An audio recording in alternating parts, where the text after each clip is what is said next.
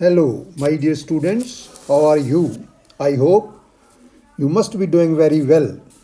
तो आओ शुरू करते हैं आज का हमारा लेक्चर। जैसे कि मैंने आपको बताया था कि मैं जो बच्चे नीट की और जेईई मेन और एडवांस की तैयारी कर रहे हैं उनके लिए मैंने एक नई सीरीज़ शुरू की है, हाई लीड पॉइंट्स।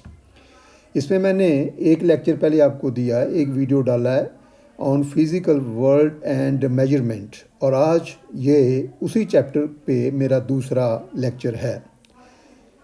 इसमें मैं आपको बताऊंगा कि इम्पॉर्टेंट पॉइंट जो आपने याद करने हैं, जिनको मैं बुलेट पॉइंट्स भी कह सकता हूँ, अगर ये पॉइंट आप याद कर लेंगे तो आपको मल्टीपल चॉइस क्वेश्चन आंसर करने में बहुत ही आसानी रहेगी।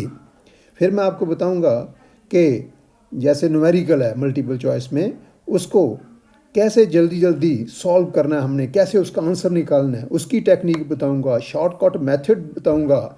और एक बात याद रखना कि मल्टीपल चॉइस क्वेश्चंस में किसी भी क्वेश्चन की कैलकुलेशन लंबी नहीं होती, सिर्फ हमें तरीका आना चाहिए। इसमें हमें एग्जैक्ट कैलकुलेशन की ज़रूरत ही नहीं पड़ती, हम अप्रॉक्सीमेट कैलकुलेशन कर सकते हैं। और फिर मैं आपको ये भी बताऊं कि तैयारी आपने कैसे करनी है। जैसे ये पहला ही चैप्टर है तो पहले इसको अच्छी तरह पढ़ो, फिर इसमें जो फार्मूले हैं उनको लिख लो, जो कांस्टेंट हैं कोई उनकी वैल्यू लिख लो, जो आपको इम्पोर्टेंट पॉइंट लगते हैं वो लिख लो।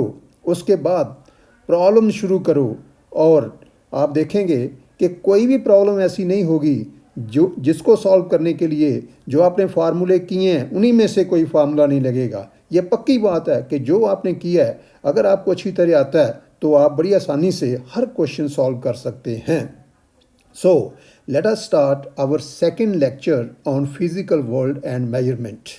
तो इसमें मैंने आपको पहले वीडियो में कुछ पॉइंट बताए थे, हम उसके आगे चलते हैं अब। तो उसमें सबसे पहले average life of a star, अगर आपसे को पूछे तो आपने कहना it is of the order of 10 raised to the power 18 second. Then age of the universe, it is of the order of 10 raised to the power 17 second. Then average age of a man, it is of the order of 10 raised per 9 second. Then lifespan of most unstable particle, it is of the order of 10 raised to the power minus 24 second. अब हम आते हैं इस chapter में, बड़ा जो important topic है dimensions.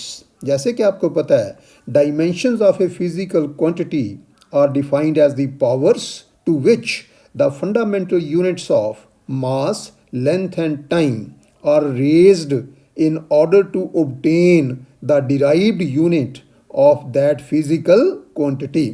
अब मैंने मास, लेंथ और टाइम क्यों कहा, हम ये भी कह सकते हैं फंडामेंटल यूनिट्स, लेकिन मैंने इसलिए कहा कि जो मैकेनिक्स है जिसमें हम वेलोसिटी, मोशन, एक्सेलरेशन, इन चीज़ों के बारे में पढ़ते हैं, उसमें सिर्फ 3 फंडामेंटल क्वांटिटीज़ अगर हम कंसीडर करें तो हमारी पूरी प्रॉब्लम सॉल्व हो जाती हैं, और वो 3 हैं मास, लेंथ और टाइम। जब हम आगे हीट में आते हैं तो हमें वहाँ टेम्परेचर को भी फंडामेंटल देना पड़ता है, जिसका यूनिट आपको पता ही है एसआई में केल्विन होता है, और उसका सिंबल है कैपिटल के। जब हम इलेक्ट्रिसिटी मैग्नेटिज्म में जाते हैं तो वहाँ पे हमें करंट की ज़रूरत पड़ती है। तो करंट का आपको पता ही है एसआई में बेसिक यूनिट होता है एम्पियर, और इसका सिंबल होता है कैपिटल ए। तो यहाँ ज़रूरत पड़े वहाँ पे हम इनको भी कंसीडर करेंगे।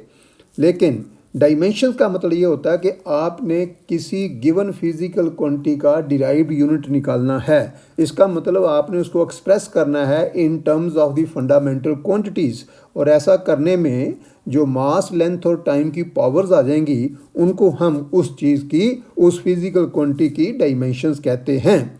जैसे इन जनरल मान लो मैं किसी भी फिजिकल क्वांटिटी को एक्सप्रेस करता हूँ in terms of mass, length and time, तो उसमें मास की पावर ए आ जाए, लेंथ की पावर बी आ जाए और टाइम की पावर सी आ जाए, तो मैं कहूँगा कि इस dimensions are A in mass, B in length and C in time.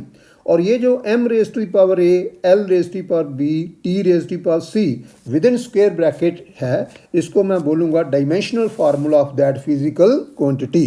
जैसे फोर्स का डायमेंशनल फार्मूला होता है m1 l1 t-2, और अगर मैं इनको इक्वेट कर दूं किस किस को, डायमेंशनल फार्मूले को इक्वल टू लिख दूं किसके, जिस क्वांटिटी का वो डायमेंशनल फार्मूला है, तो इस तरह जो हमारे पास इक्वेशन बन जाएगी उसको हम बोलते हैं डायमेंशनल इक्वेशन। फॉर एग्जांपल ये जो मैंने लिखा force equal to m1l1t-2, it is a dimensional equation.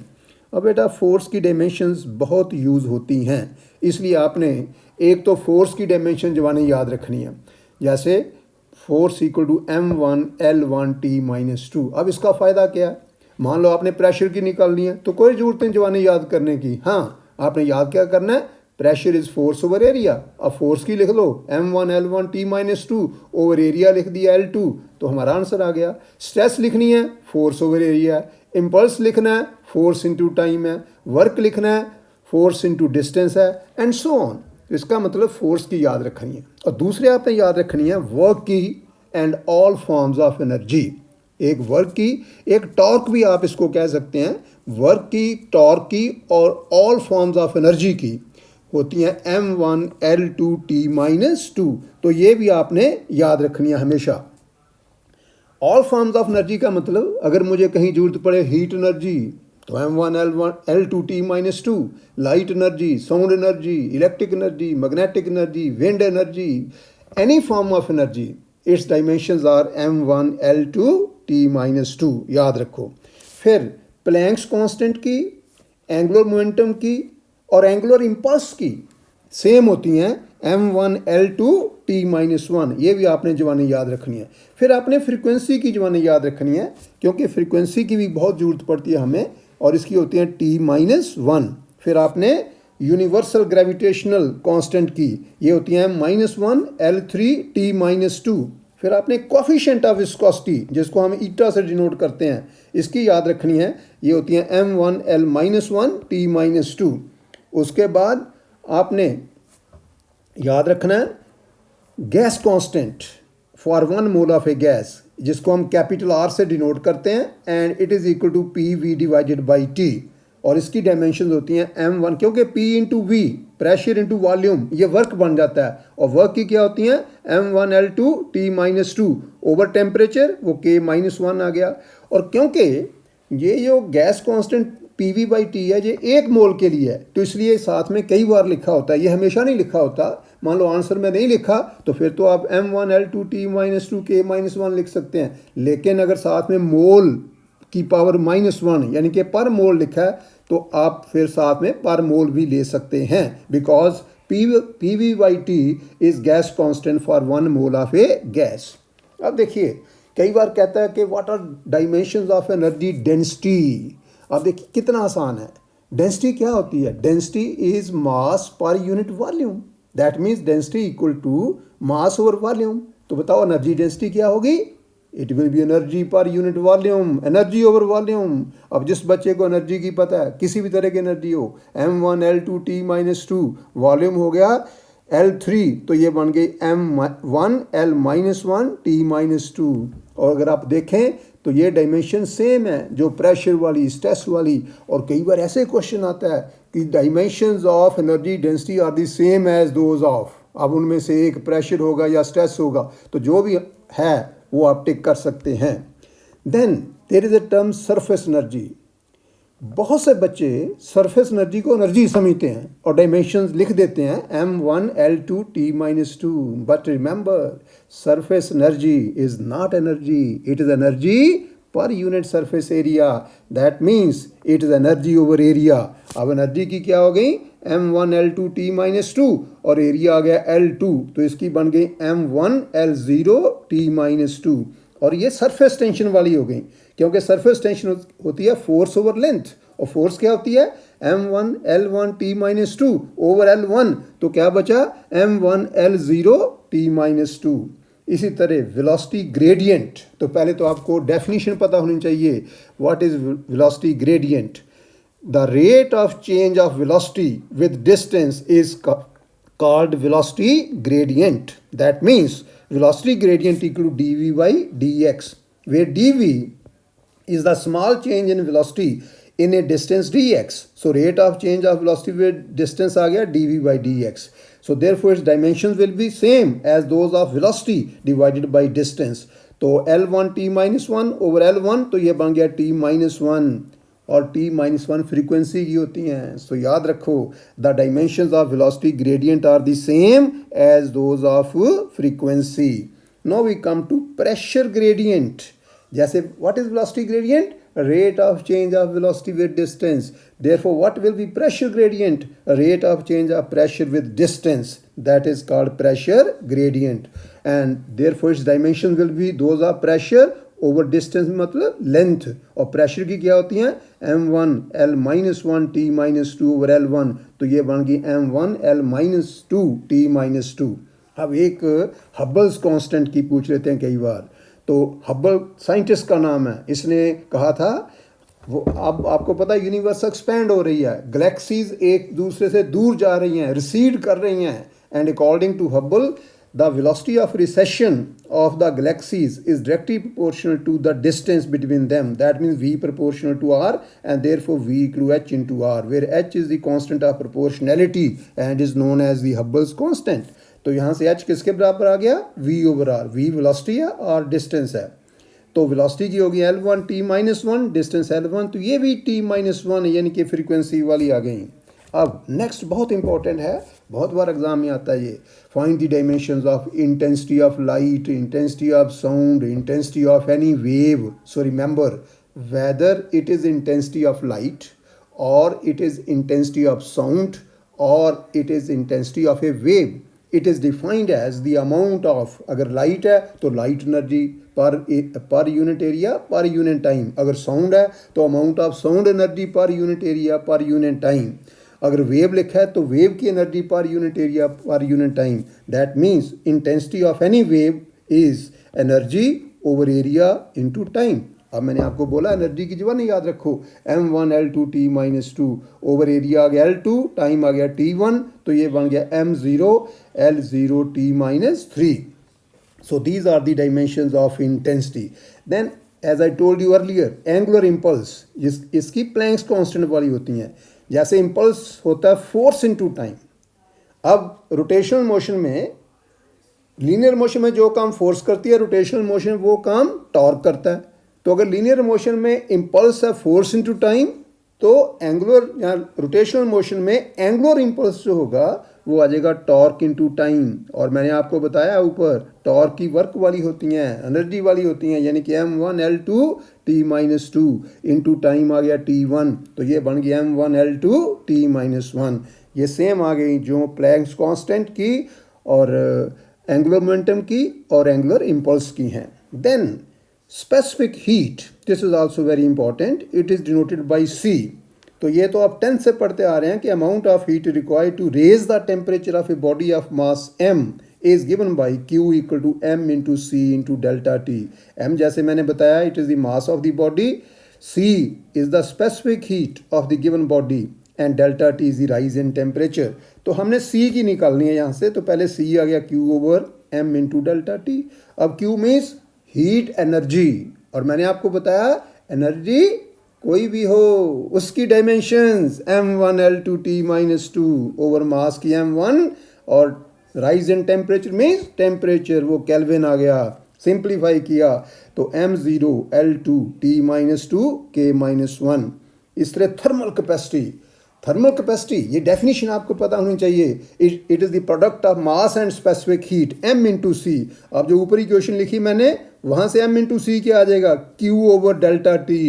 Q means amount of heat energy, वो आ गया M1 L2 T minus 2 over rise in temperature, वो K raise to power minus 1 हो जाएगा. So these are the dimensions of thermal capacity. Then latent heat. Latent heat का concept आता है जब किसी बॉडी की स्टेट में चेंज आती है, सॉलिड टू लिक्विड या लिक्विड टू गैस और vice versa. So during change of state the amount of heat required is given by Q equal to m into L, where m is the mass of the given body and L is its latent heat, जिसकी हमने dimension निकालनी है, और Q क्या है? Amount of heat. सो यहाँ से L आ गया Q by M. Q means amount of heat energy, and what is that? M1 L2 T minus 2 over mass is M1. Simplify किया तो ये आ गया M0 L2 T minus 2. Now please listen to me very carefully. ये जो M0 हम छोड़ भी सकते हैं, ये बन गया L2 T minus 2. इसको मैं लिख सकता हूँ L1 T minus 1 square of this. अब बताओ L1t-1 क्या होता है? वेलोसिटी, और उसका स्क्वायर आ गया। सो कई बार एग्जाम में क्वेश्चन आता है the dimensions of latent heat are the same as those of. अब 4 ऑप्शन होंगे, उनमें से एक ऑप्शन होगा स्क्वायर ऑफ वेलोसिटी। अब जिस बच्चे को ये पता है इसकी डायमेंशन कैसे निकालनी है, उसके लिए ये 10 सेकंड का क्वेश्चन रह जाता है। फिर आपने याद रखना है R इंटू सी। आर का मतलब रेजिस्टेंस और सी का मतलब कैपेसिटेंस। इसको हम time constant of the circuit कहते हैं।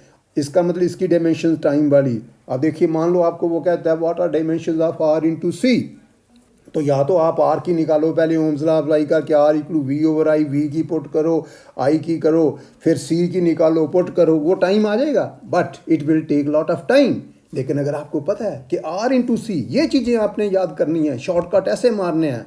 इस तरह L ओवर R, L है कोएफिशिएंट ऑफ सेल्फ इंडक्शन और R है रेजिस्टेंस, ये भी टाइम के बराबर होता है। तो आप याद कर लो कि R इंटू सी लिखा हो, L ओवर R लिखा हो, इसका मतलब उसकी डायमेंशन टाइम वाली हैं।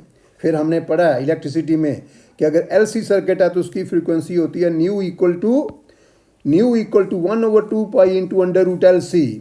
तो LC आ गया 1 ओवर 2 पाई न्यू, तो अंडर रूट LC की फिर डायमेंशन आ गई 1 ओवर न्यू वाली। न्यू की होती हैं फ्रीक्वेंसी T-1, ऊपर जाके ये बन जाएगा T1। तो अगर हमसे वो पूछे कि what are dimensions of under root LC, तो जिस बच्चे को ये फार्मूला पता है 1 सेकंड में बता देगा कि T1।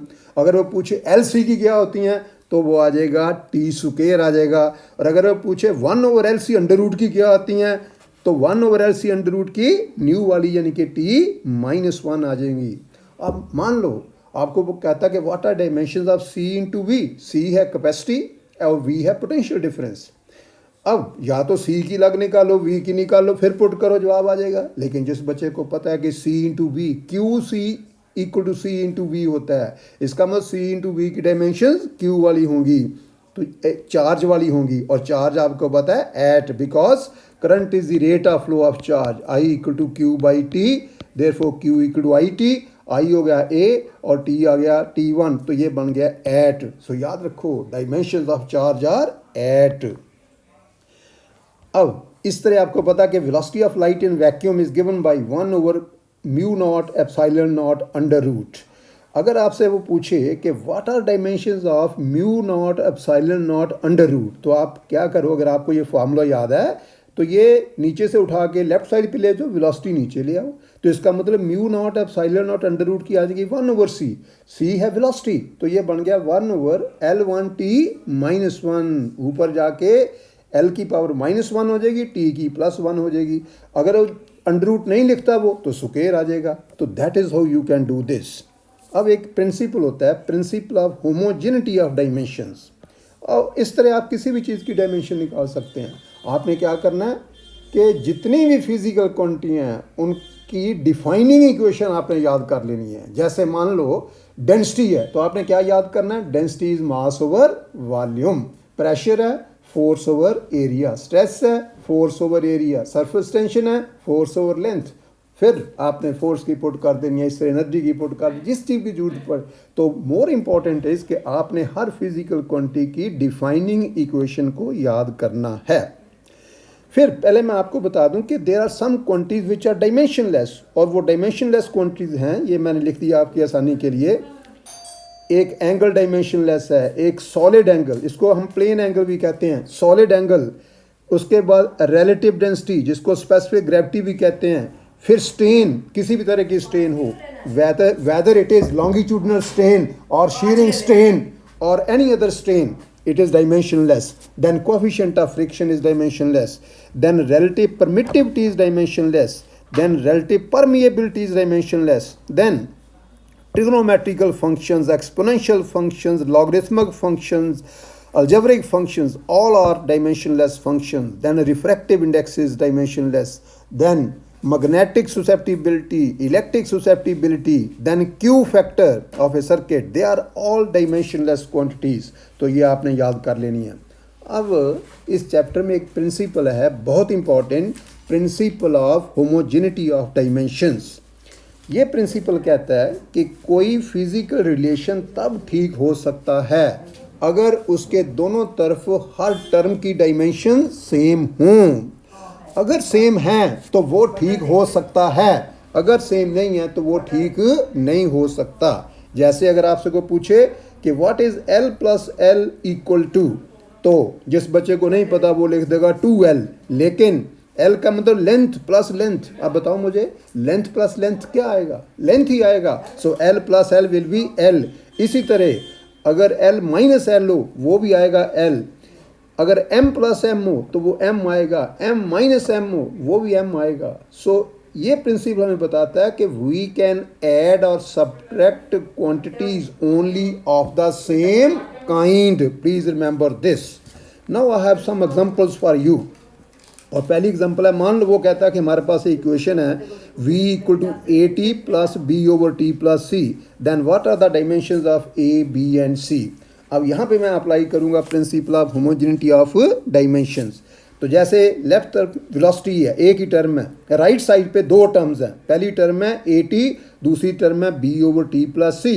अब ये प्रिंसिपल कहता है कि अगर ये ठीक रिलेशन है तो इन तीनों टर्म्स की डायमेंशन सेम होनी चाहिए। इसका मतलब a इंटू टी की डायमेंशंस भी v वाली होनी चाहिए। तो वहाँ से a की क्या आ जाएगी, जो v की हैं वेलोसिटी की L1 t minus one over time की t1, तो वहाँ से निकल आई। इस तरह c को किस में ऐड किया है, t में, तो c की t वाली होगी यानी कि टाइम वाली होंगी। और ये जो पूरा फैक्टर है b ओवर टी प्लस सी, इसकी डायमेंशन होंगी सी, बी ओवर टी प्लस सी की होंगी v वाली, इसलिए v की होंगी जो v की हैं इनटू जो t की हैं या c की हैं। तो v की पुट कर दो और इनमें से t और c की सेम है तो पुट कर दो, जवाब आ गया। इस तरह मान लो आपके पास क्वेश्चन है v equal to a plus B T plus C T square, वो कहता है बताओ ए बी सी की डायमेंशंस क्या हैं। तो यहाँ भी हम यूज़ कर सकते हैं principal of homogeneity of dimensions. और फिर कैसे आ जाएगा, ये जो ए की वी वाली होंगी वेलोसिटी वाली, बी इंटू टी की वेलोसिटी वाली होंगी और सी टी स्क्वायर की वेलोसिटी वाली होंगी। तो ए की तो सीधी वेलोसिटी वाली आ गई, बी टी की वेलोसिटी वाली तो बी की आ जाएगी जो वेलोसिटी ओवर टाइम की, सी टी स्क्वायर की वी वाली तो सी की आ जाएंगी जो वी की हैं ओवर टाइम स्क्वायर की हैं। इस तरह एक क्वेश्चन है, find the dimensions of L over R C into V. L means coefficient of self induction, R means resistance, C means capacitance, V means potential difference। अब जिस बच्चे को नहीं ये चीज़ पता जो मैं बताने लगा हूँ, वो पहले L की निकालेगा, ये आया हुआ क्वेश्चन जेई में, R की निकालेगा, C की निकालेगा, V की निकालेगा, फिर L over R C V की निकाल लेगा। लेकिन इसमें बहुत टाइम कंज्यूम हो जाएगा। लेकिन अगर मैं इसको क्या लिख लूँ, L over R into one over C V. अब अभी मैंने आपको ऊपर बताया L ओवर आर की टाइम वाली होती हैं, तो टाइम आ गया, और C इंटू वी क्या होता है, चार्ज होता है। तो ये बन गया time into one over charge. इसको मैं लिख सकता हूँ one over charge over time, and charge over time is current, तो ये वन ओवर करंट आ गया, यानी कि a raise to the power -1 आ गया। तो बेटा जी आज के लेक्चर में इतना ही। नेक्स्ट वीडियो में हम यहाँ से आगे कंटिन्यू करेंगे। I hope you must have enjoyed my lecture. Please like, share and subscribe to my channel. Thank you very much.